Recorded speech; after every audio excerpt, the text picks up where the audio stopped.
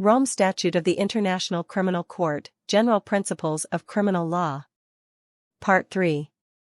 General Principles of Criminal Law. Article 22. Nullum crimen sine lege.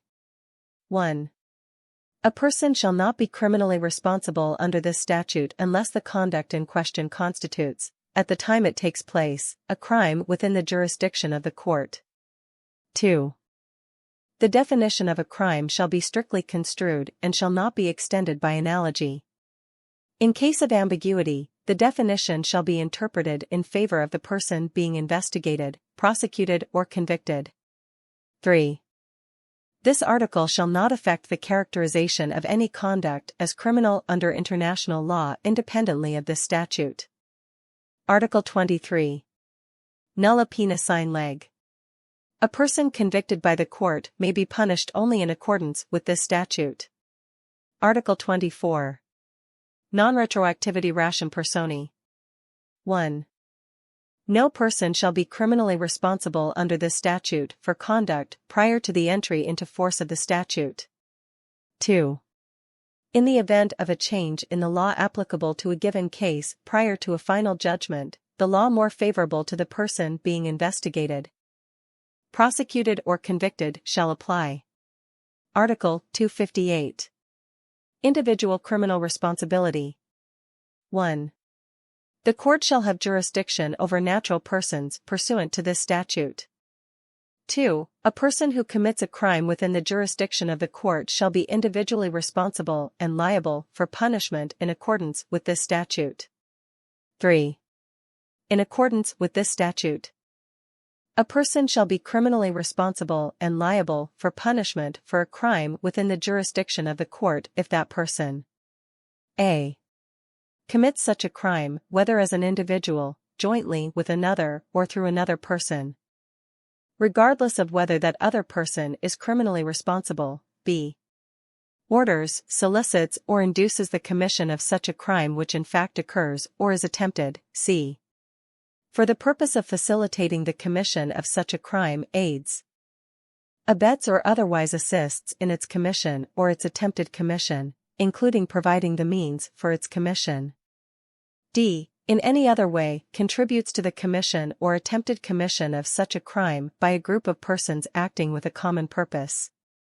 Such contribution shall be intentional and shall either I.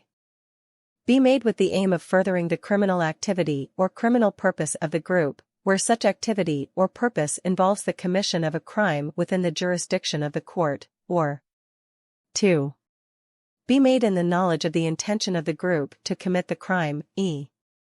in respect of the crime of genocide, directly and publicly incites others to commit genocide, f. attempts to commit such a crime by taking action that commences its execution by means of a substantial step, but the crime does not occur because of circumstances independent of the person's intentions. However, a person who abandons the effort to commit the crime or otherwise prevents the completion of the crime shall not be liable for punishment under this statute for the attempt to commit that crime if that person completely and voluntarily gave up the criminal purpose. 3 bis.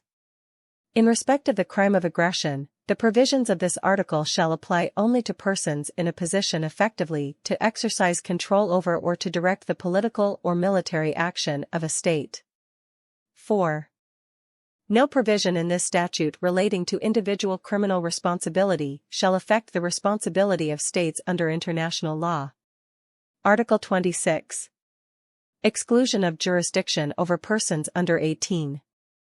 The court shall have no jurisdiction over any person who was under the age of 18 at the time of the alleged commission of a crime. Article 27. Irrelevance of official capacity. 1. This statute shall apply equally to all persons without any distinction based on official capacity. In particular, official capacity as a head of state or government, a member of a government or parliament, an elected representative or a government official shall in no case exempt a person from criminal responsibility under this statute, nor shall it, in and of itself, constitute a ground for reduction of sentence. 2. Immunities or special procedural rules which may attach to the official capacity of a person, whether under national or international law, shall not bar the court from exercising its jurisdiction over such a person. Article 28.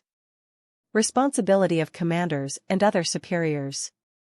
In addition to other grounds of criminal responsibility under this statute for crimes within the jurisdiction of the court. A military commander or person effectively acting as a military commander shall be criminally responsible for crimes within the jurisdiction of the court committed by forces under his or her effective command and control, or effective authority and control as the case may be, as a result of his or her failure to exercise control properly over such forces, where I. That military commander or person either knew or, owing to the circumstances at the time, should have known that the forces were committing or about to commit such crimes, and 2. That military commander or person failed to take all necessary and reasonable measures within his or her power to prevent or repress their commission or to submit the matter to the competent authorities for investigation and prosecution. b. With respect to superior and subordinate relationships not described in paragraph A, a superior shall be criminally responsible for crimes within the jurisdiction of the court committed by subordinates under his or her effective authority and control, as a result of his or her failure to exercise control properly over such subordinates, where I. The superior either knew or consciously disregarded information which clearly indicated that the subordinates were committing or about to commit such crimes. 2. The crimes concerned activities that were within the effective responsibility and control of the superior, and 3. The superior failed to take all necessary and reasonable measures within his or her power to prevent or repress their commission or to submit the matter to the competent authorities for investigation and prosecution. Article 29. Non-applicability of statute of limitations.